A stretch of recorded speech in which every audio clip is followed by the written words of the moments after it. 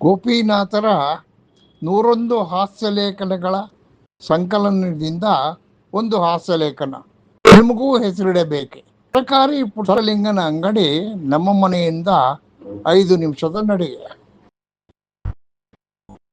ನಾನು ಮನೆಗೆ ತರಕಾರಿ ತರುವಾಗ ಅವನೊಡನೆ 10 ನಿಮಿಷ ಹರಟಿ ಬರುವುದು ಅಭ್ಯಾಸ. ಅವನ ಸಹವಾಸವಾದ ಮೇಲೆ ನಾನು ನ್ಯೂಸ್ ಪೇಪರ್ ಕೊಳ್ಳುವುದನ್ನು ಬಿಟ್ಟು ಬಿಟ್ಟಿದ್ದೇನೆ. ಯಾಕೆಂದರೆ ಅವನ ಗಮನಕ್ಕೆ ಬರದ ವಿಷಯವೇ ಇಲ್ಲ. ಕೈ ತರಕಾರಿ ಕೊಡುವುದರಲ್ಲಿ ನಿರತವಾಗಿದ್ದರೂ ಬಾಯಿ ತಡೆರಹಿತ, ಸುಮ್ಮನಿರುವ ಮನುಷ್ಯನಲ್ಲ. ಅವನೇನಾದರೂ ವ್ಯಾಪಾರದಲ್ಲಿ ನಾನು ಹೋದಾಗ ಬಿಜಿ ಇದ್ದರೆ 5 ನಿಮಿಷ ಇರಿ ಸಾರ್, ಬಿಸಿ ಬಿಸಿ ಬಾತ್ ಇದೆ ಎಂದು ನಾನು ಹೊರಡುವುದನ್ನು ತಡೆ ಹಿಡಿಯುತ್ತಾನೆ. ಅದೊಂಥರ ಕಾಲು ಜಗ್ಗಿದ ಹಾಗೆ. ನಾನು ಕಾಲು ಮುಂದೆ ಹೆಜ್ಜೆ ಇಡಲು ಬಯಸುವುದಿಲ್ಲ. ಈ ಗಾಸಿಪ್ ಇದೆಯಲ್ಲ, ಚಳಿಗೆ ಚುರುಮುರಿ ಇದ್ದ ಹಾಗೆ. ಪುಟ್ಟಲಿಂಗನ ಗಾಸಿಪ್ ಒಂಥರ ಮಜಾ ಇರುತ್ತೆ. ಅವನ ಅಂಗಡಿಗೆ ಎಲ್ಲ ತರಹದ ಗಿರಾಕಿಗಳು ಬರ್ತಾರೆ. ಪುಟ್ಟಲಿಂಗನ ಒಂದು ಗುಣ ಎಂದರೆ ಅವನು ಎಲ್ಲರನ್ನೂ ಅವರ ಹಾಗೆ ಅನುಕರಣೆ ಮಾಡುವುದು. ಅವನ ಅಂಗಡಿಗೆ ಬರುವವರಿಗೆಲ್ಲ ಅವನು ಹೆಸರು ಗುರುಸುವುದು ಹೇಗೆ ಗೊತ್ತಾ? ತರಕಾರಿ ಹೆಸರುಗಳಿಂದ. ಪ್ರತಿಯೊಬ್ಬರಿಗೂ ಒಂದೊಂದು ಹೆಸರಿಟ್ಟಿದ್ದ. ಅದು ನನಗೆ ಅವನಿಗೆ ಮಾತ್ರ ಗೊತ್ತಿತ್ತು. ಅವನು ನನಗೂ ಹೆಸರಿಟ್ಟಿದ್ದ. ಈ ಹೆಸರಿಡುವುದೇನು ಅಷ್ಟು ಸುಲಭವಲ್ಲ. ತರಕಾರಿ ಹೆಸರಾದರೂ ಆ ವ್ಯಕ್ತಿಗೆ ಹೋಲಬೇಕು. ನನಗೆ ಮೂಲಂಗಿ ಎಂದು ಹೆಸರಿಟ್ಟಿದ್ದ. ಅದು ನನಗೆ ಗೊತ್ತಾಗಿ ಹೇಗೆ ನನಗೆ ಆ ಹೆಸರು ಅನ್ವಯಿಸುತ್ತೆ ಕೇಳಿದೆ. ನೀವು ತೆಳ್ಳಗೆ ಬೆಳ್ಳಗಿದ್ದೀರಿ, ಮುಟ್ಟಿದರೆ ನುಣುಪು ಮೈ, ಸೂಕ್ಷ್ಮ ಸೊಂಪಾದ ಮುಲ್ಲಂಗಿ ಸೊಪ್ಪಿನ ಹಾಗೆ ತಲೆಗೂದಲು, ಮುಲ್ಲಂಗಿ ಹಸಿ ತಿಂದರೆ ಖಾರ, ಹಾಗೆಯೇ ನೀವು ಕೋಪಗೊಂಡರೆ, ಬೇಯಿಸಿ ತಿಂದರೆ ಸ್ವಾದಿಷ್ಟ.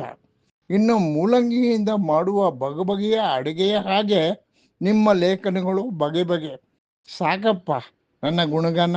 ಬೇರೆಯವರಿಗೆ ಏನು ಹೆಸರಿಟ್ಟಿರುವೆ ಅದು ಹೇಳು. ಎದುರು ಮಹಡಿ ಮನೆಯ ಕೃಷ್ಣಪ್ಪನಿಗೆ ಏನು ಹೆಸರಿಟ್ಟಿದ್ದೀಯಾ? ಅವರಿಗೆ ಹಸಿಮೆಣಸಿನಕಾಯಿ ಅಂತ.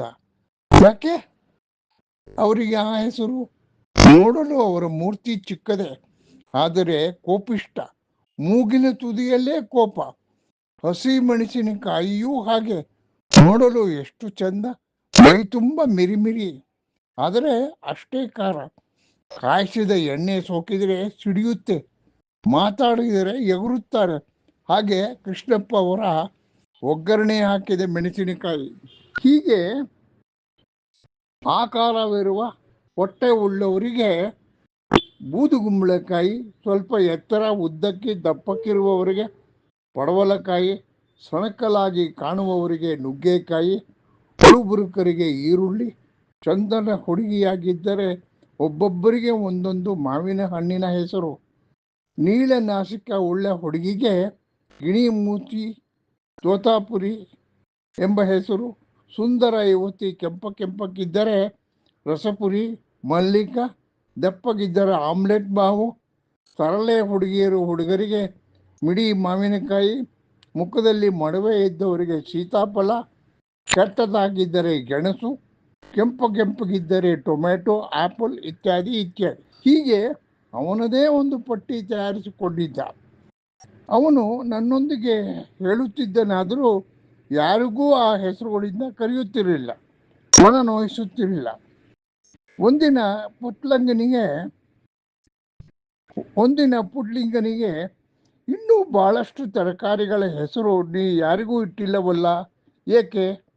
ಬದನೆಕಾಯಿ, ಕ್ಯಾರೆಟು, ನಿಂಬೆಹಣ್ಣು ಇವೆಲ್ಲ ಯಾರಿಗಾಗಿ ಕಾದಿರಿಸುವೆ ಎಂದೆ.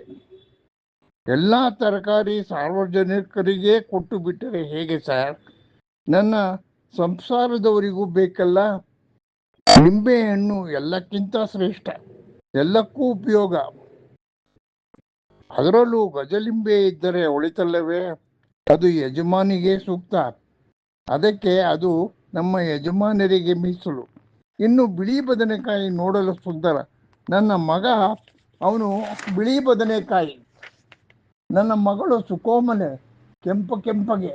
ಅವಳಿಗೆ ಕ್ಯಾರೆಟ್. ಈ ಹೆಸರು ಒಪ್ಪುತ್ತದೆ ಅಲ್ವೇ ಸರ್ ಎಂದ. ತಲೆದೂಗಿದೆ. ಸರ್, ಇನ್ನು ಬೇಜಾನ್ ಹೆಸರು ತರಕಾರಿ ಹೆಸರಿಡುವುದಿದೆ. ನಿಮ್ಮ ಮನೆಯವರೆಗೂ ಒಂದೊಂದು ಹೆಸರಿಡಿಲ್ಲ ಕೇಳಿದ.